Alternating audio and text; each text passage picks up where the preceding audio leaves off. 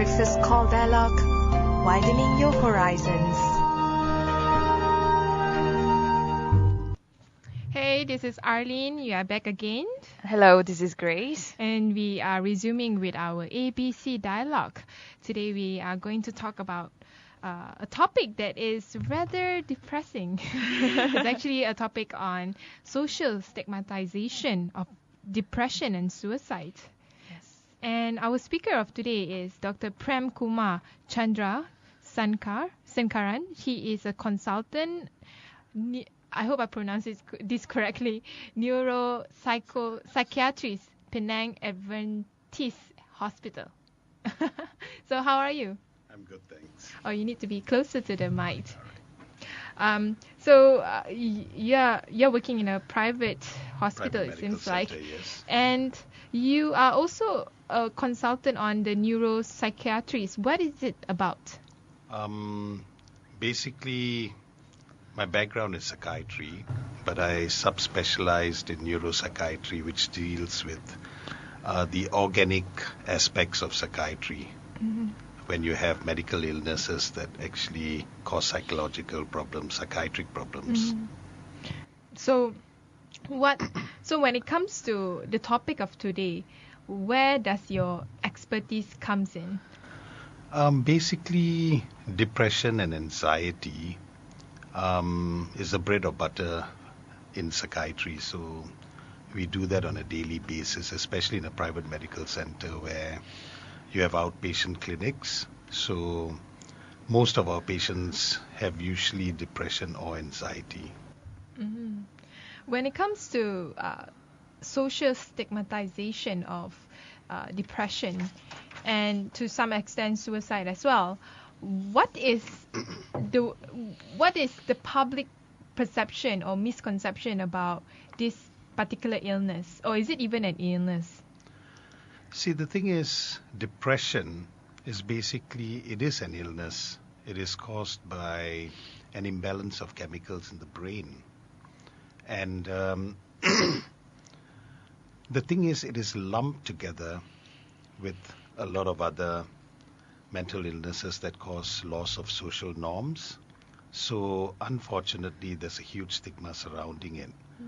And in the past, if you had seen people who behaved a bit abnormally, they would be considered gila, or tasioman.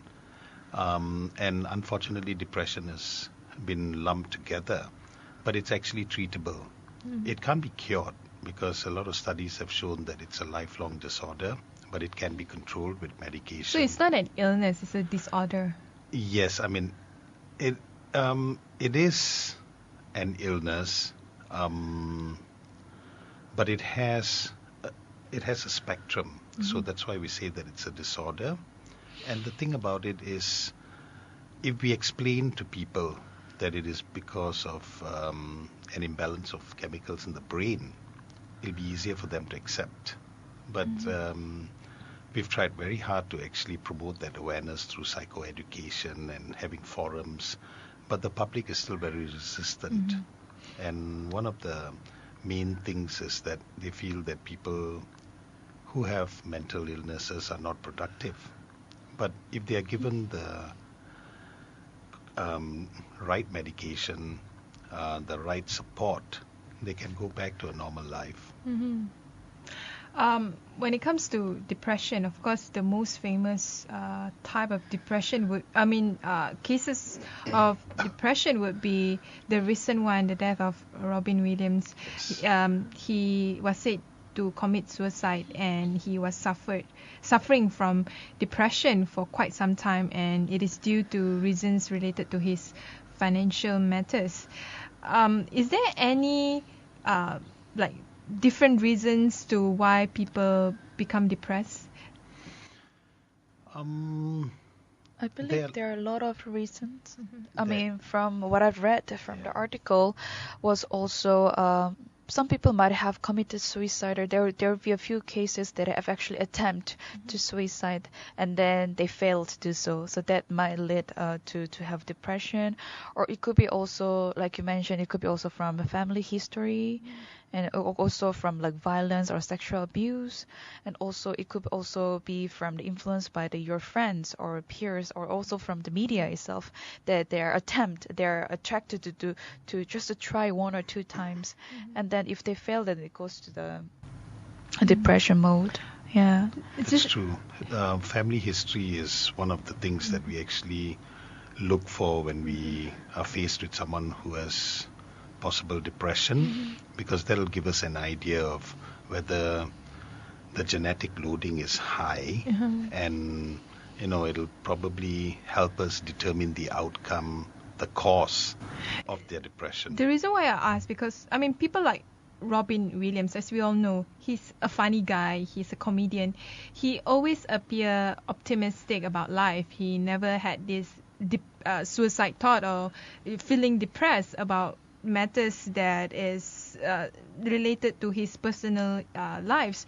But out of a sudden, like he just commit suicide. I'm just wondering, like, is there like a symptom that we can detect, like, oh, this person might have a higher potential of committing suicide or getting into depression than the other person when it comes to facing the same kind of challenges in life?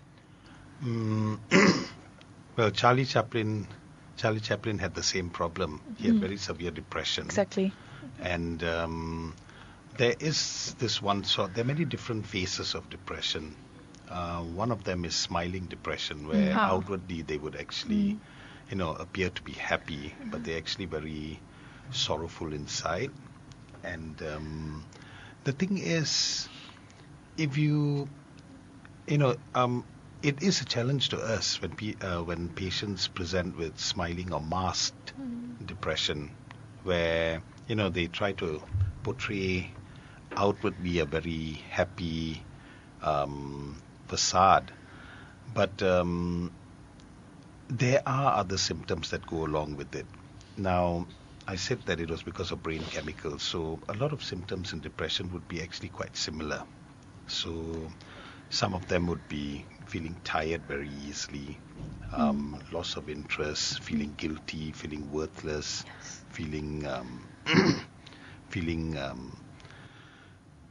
hopeless, entertaining suicidal thoughts, and biologically they can have decreased appetite. They can have one of the very characteristic features of depression would be early morning awakening. They would be able to sleep, but they would wake up about 3 or 4 in the morning, and then they can't go back to sleep.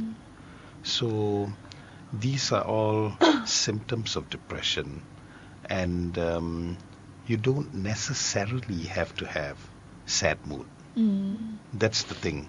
If you look at DSM, which is one of the diagnostic manuals that we use, depressed mood is not exactly top of the list, although it's very common. So these are things you have to watch out for. Then you can have irritability, and you also have to consider, especially if depression starts at a very young age or after treatment it doesn't really get well, you have to consider the possibility of a bipolar disorder, wherein you have depressive periods, phases, and then it can swing to a manic phase where they would have symptoms sort of the opposite of depression, where so it's two different characteristics. There would be too much of energy, there would be flights of ideas, there would be there'll be risk-taking behaviors, they would be grandiose in the sense that they believe that they're special, and it can border on delusional qualities. So you can come from the psychological approach to this matter, definitely, because when it comes to bipolar, you're dealing with the two different personalities. So I believe for Robin Williams and also Charlie Chaplin, they probably might have had all those characteristics because they have high profile, and then they're a public figure. So to public, they don't want to show all those negative sides of themselves, but actually within themselves, they probably had hid all those emotional depressing modes inside them, and then it's been piling up. So one day it just burst out, and yes, it may lead to the negative results. Stress, stress that society puts on someone can be tremendous, especially if you're a high-profile figure.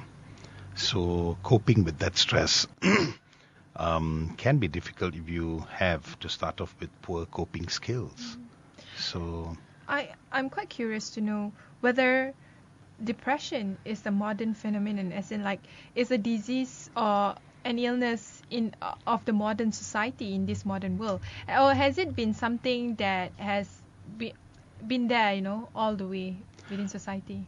I think it has been there all the while. It's just that, the times of, say, our parents or, our grandparents, they had no choice. They had to actually go on, provide for their family. So even if they were depressed, they still pushed themselves to actually do something. And you find that society has become more pampered now. And what has happened is they seek help for the slightest problems, which is good. But the thing is, along the way, that those coping skills have sort of diminished. The lack of time parents spend with their children nowadays because of work commitments, the fostering, the nurturing, all these things lead to a child having to actually manage on their own, which does to a certain extent make them independent, but they don't learn those valuable skills that could be passed down. That's why schools and family, it's very important in molding someone's character. What kind of skills that are important, especially for young parents, in terms of trying to nurture their kids? Because, the modern world is not easy. It's rather tough, especially you need to concern about your own well-being, your own financial stability and all that. So for young parents, in order for them to nurture a healthy, optimistic kid that can cope with challenges in life, what are the important skills that they need to impart?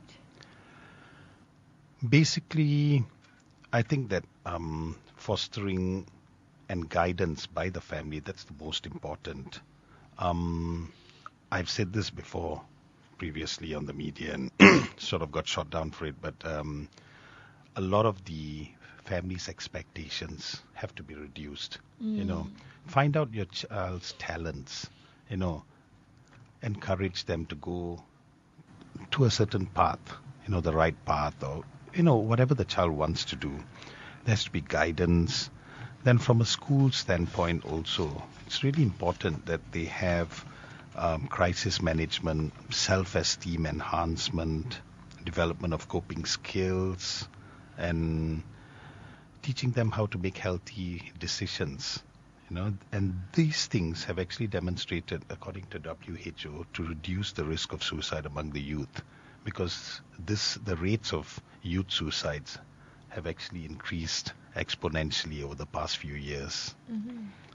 Then from a societal point of view, restriction of access to common methods of suicide is very important. These have proved to be very effective in reducing those rates, and a need to adopt a multi-sectoral approach that involves other levels of intervention and activities such as crisis centers like Befrienders, Women's Aid Organization, Women's Crisis. There's also evidence that says that there's that adequate prevention and treatment of depression itself, as well as comorbid disorders that occur alongside depression, such as alcohol and substance use, can reduce suicide rates. A lot of the people who commit suicide, a lot of them, unfortunately, are those living in a first world country or those living in a very developed society. You would expect in a developed society, people would be more civilized, would be able to cope with, certain challenges in life. But it seems like a lot of people would choose to be depressed and kill themselves when they are unable to fill out the expectation of how society should be. And also South Korea ranks the one of the highest when it comes to committing suicidal, and it happens a lot among high school students. And like you say, it's because of the pressure and also the expectation they have to meet up parents and the teachers. And once they feel that they can't really proceed what they're supposed to do, then it gets to depression and they will commit suicide. And there are a lot of cases. Mm-hmm. And well, in Japan, for example, there's this one forest near Mount Fuji where Mount Fuji, that people would go there just to kill themselves. Like the whole forest is like just skeletons of people who died there. That has a lot to do with just basically picking up on something that has happened before and just it becomes a sort of fad.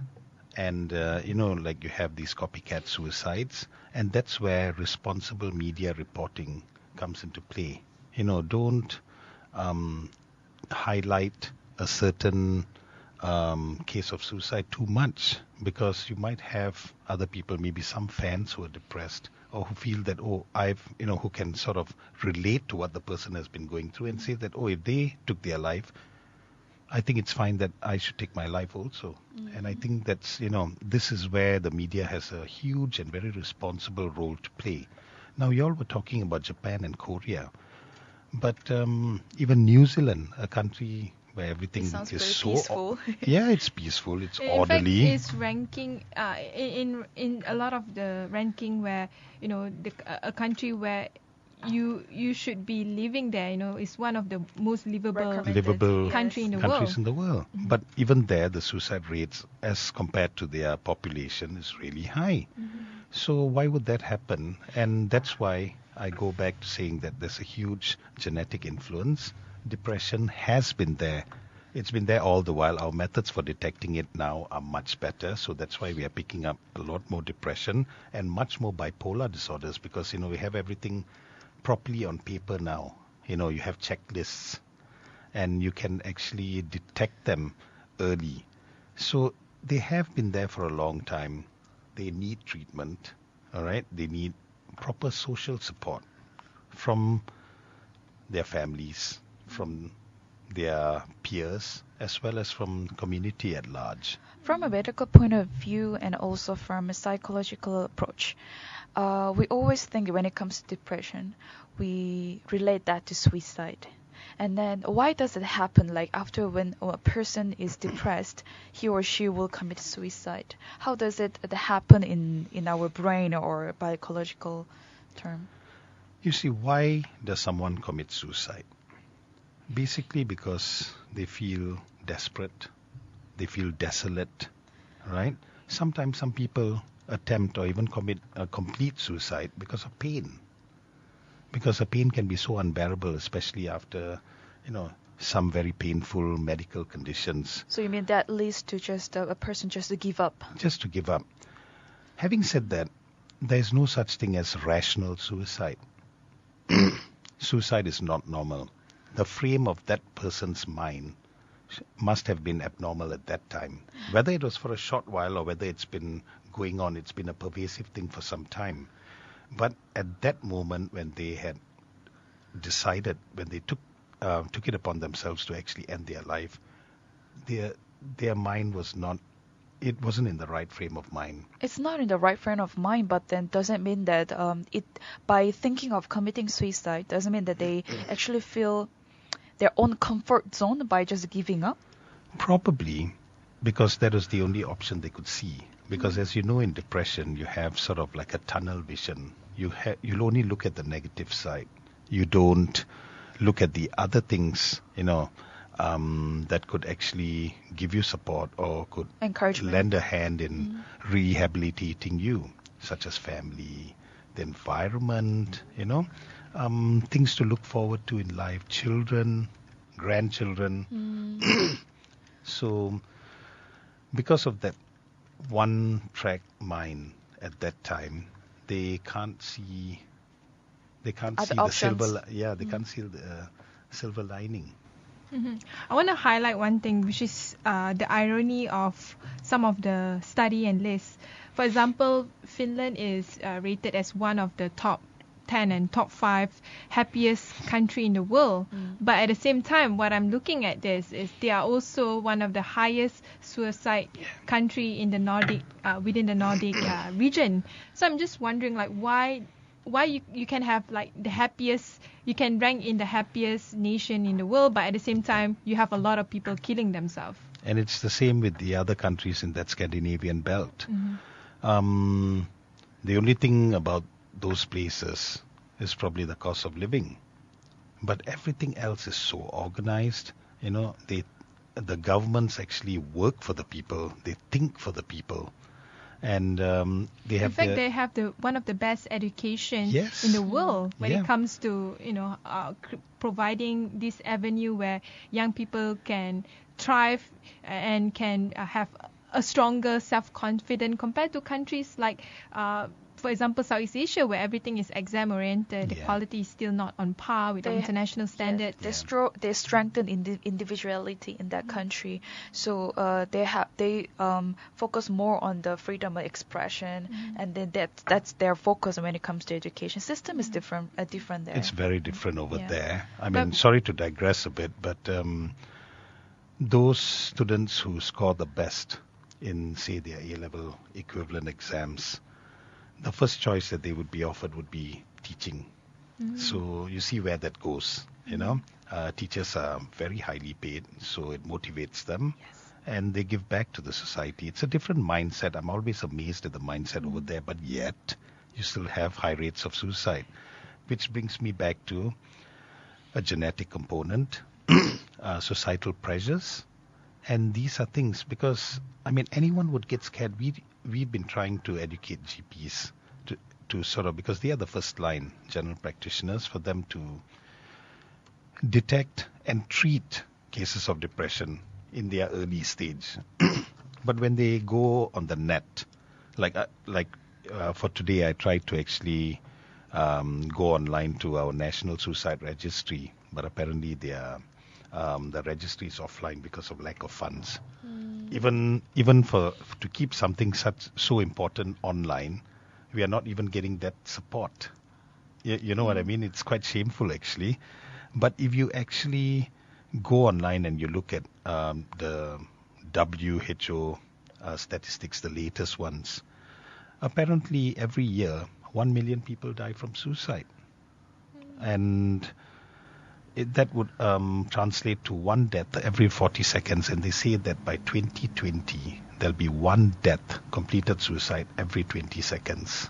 That's a huge number. It's a you can get depressed just thinking about it. Well, that's true. I just get depressed just thinking of it, because it's the amount of people who will just go for that. Do you know that increasing. in the past 45 years, the suicide rates have increased by 60%.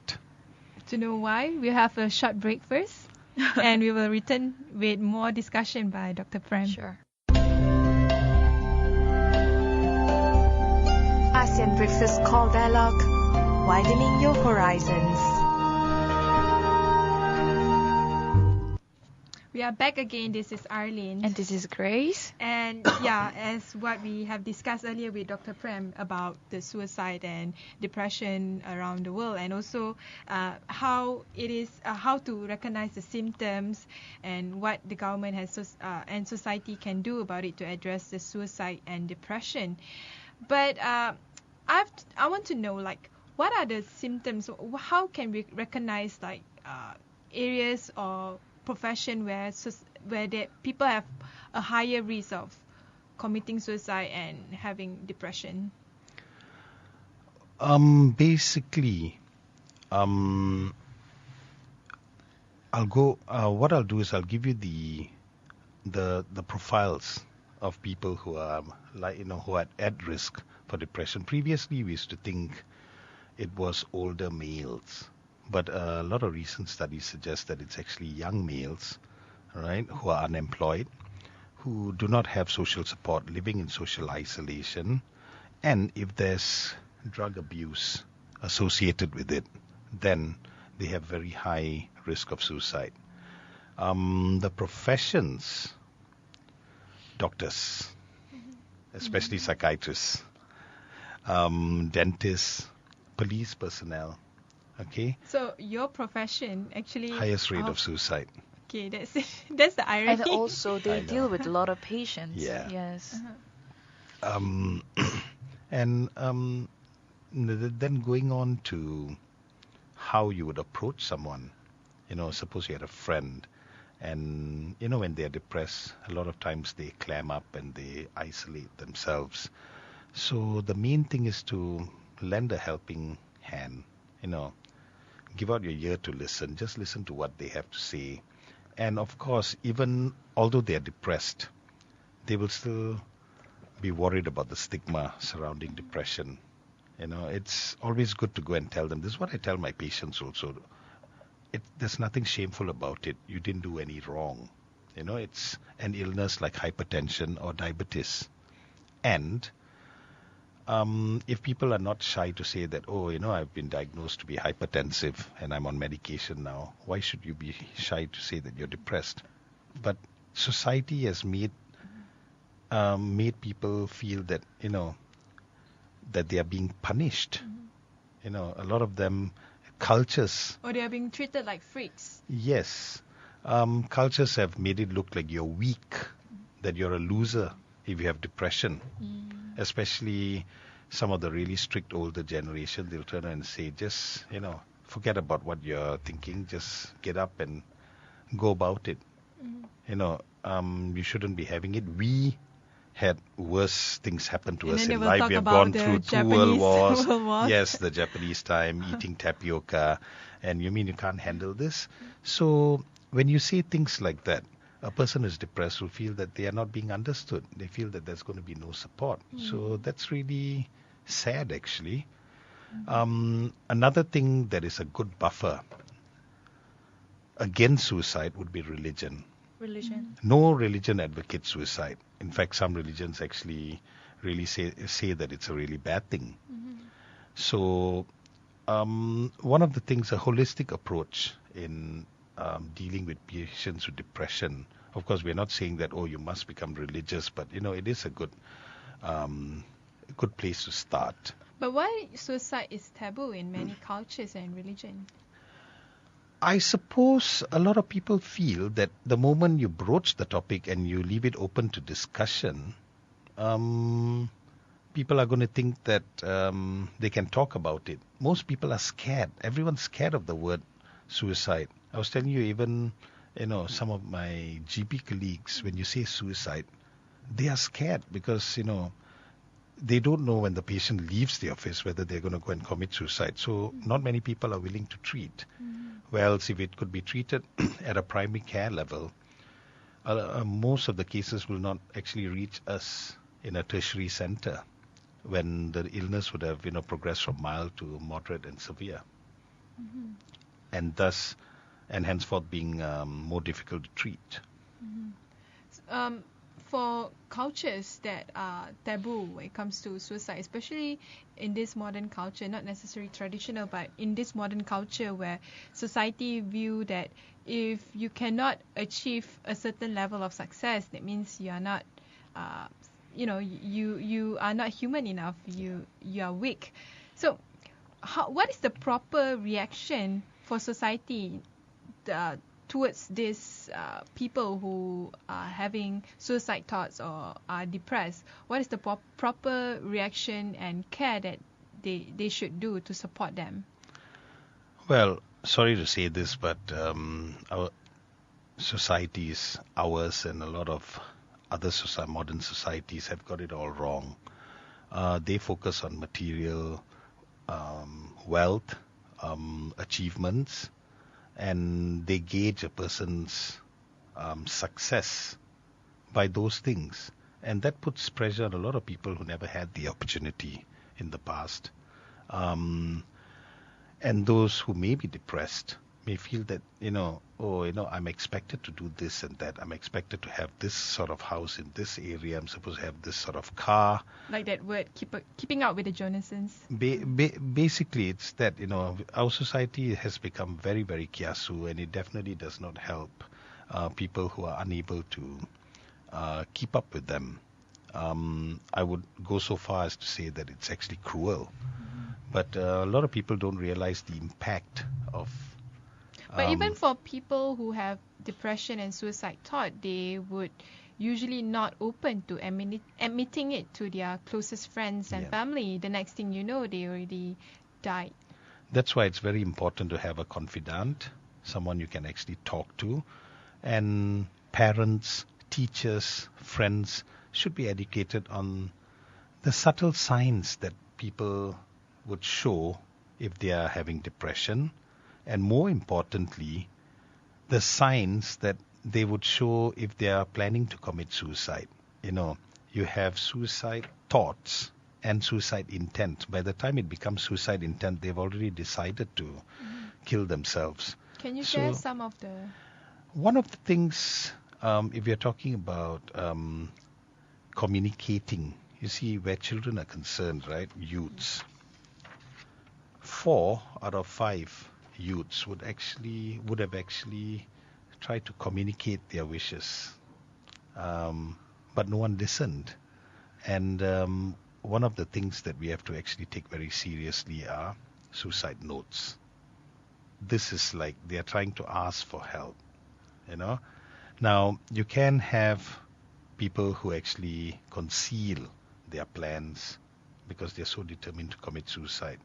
But that would distinguish people, that group of people, from those who attempt suicide. Those who attempt suicide may leave clues and hints that they are going to do something. And also they seek their attention from the others as well. It could be. But the thing is, I would take that seriously, especially if it's a first attempt, because it can go wrong and it can become a completed suicide. Another problem we have in our country and many other countries is that the lack of reporting. We are not going to get the actual figures because it is a crime to attempt suicide. So, someone has attempted suicide, they were not successful, they get admitted. As a doctor, it is very difficult for us to actually go and make a police report because you know that it's going to make them worse. But the thing is, we are supposed to. But a lot of us truth to be told, we don't make those reports. So those figures are actually skewed. This is not because we are just, breaking the law for fun. We are trying to protect our patients. And also their families as well. Yeah, but the thing is, once someone has attempted suicide, the next time it becomes much easier. So, they find that if they did it for attention, if they did it to gain attention, then they know that they've gotten the reaction that they wanted. Okay? But unfortunately, most of the people who attempt suicide, it's not for attention. It's because they have been ill and they don't see a way out of their miserable state. Like Dr. Prem mentioned about there are a few signs for those people who want to commit suicide, and one of them is leaving wish notes. Yeah. And then the other fact will be they will always talk about death. Some of them may have very morbid thoughts. You would notice that they may have been brooding, keeping to themselves, looking very depressed. But how different is this than like a typical antisocial behavior?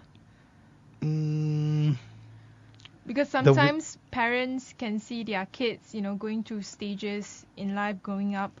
They might have some form of antisocial behavior, like keeping to themselves and lacking communication with other people.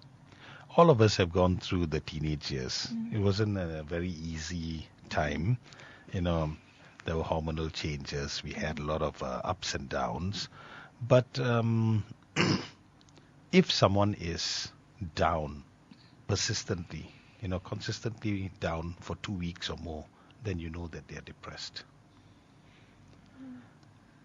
Any other, if it wasn't depression, you'd pick yourself up after a few days, maybe even at most a week.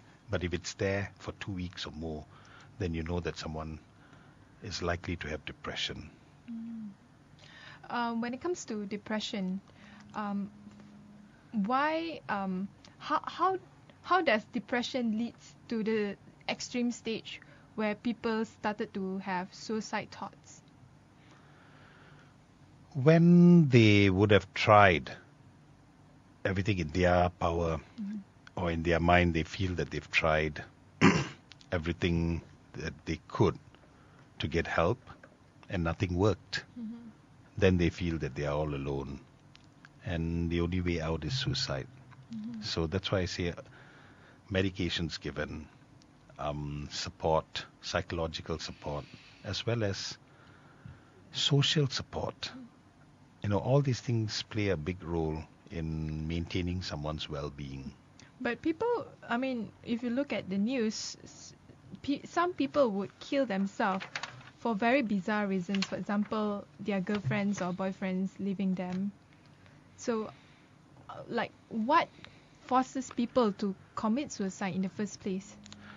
Basically, suicide results from many complex socio-cultural factors, more likely to occur during periods of socio-economic or family or individual crisis, such as a loss of a loved one, unemployment, inequality. Yeah.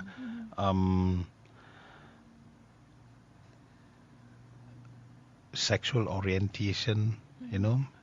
We have, you know, society is becoming a little bit more open nowadays, but as with depression, they don't accept a lot of deviances from what they consider normal sexual practices. So this can lead to a lot of depression, difficulties with one's developing identity or dissociation from their community or you could have other social or belief groups. There is this one category called honor killings, honor suicide, sorry. And it still comes under it still boils under the fact that no suicide is rational. At that time, maybe were they indoctrinated or was their mind in a unwell state that they felt they had to resort to that. And also some of the honor suicide cases are from it's for their family by killing themselves for the government, for the nation. Yeah. So that is like what I said. Was it ideas put into their heads? Because no one wants to kill yourself. You know, given a chance, everyone wants to enjoy life, and I think everyone has the right to believe that. Would people kill themselves because of some form of existential crisis? Yeah, I mean, you have societies which have broken down and you have one type of suicide, all right? And then you can have a lot of other, you can have a lot of other sort of reasons why people would commit suicide.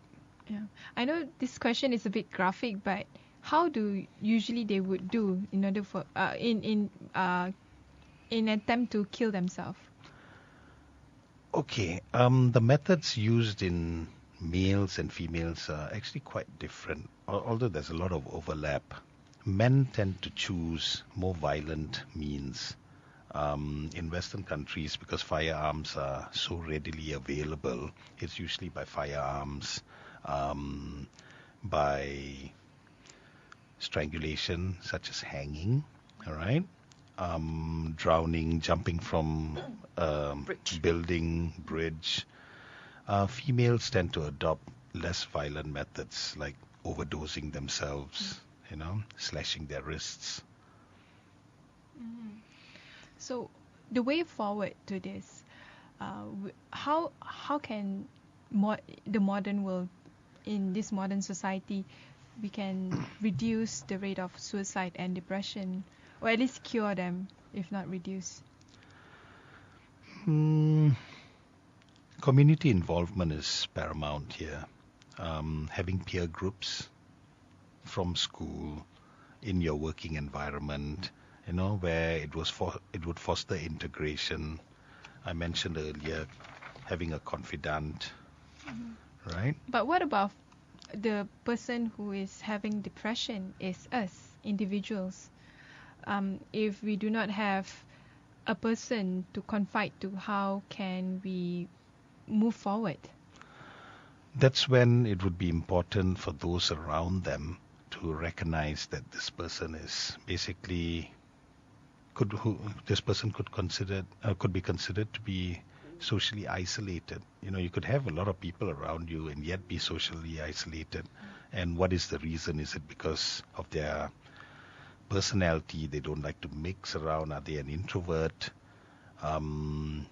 Is it because they have not been given a chance to mix with others because they are considered a little different?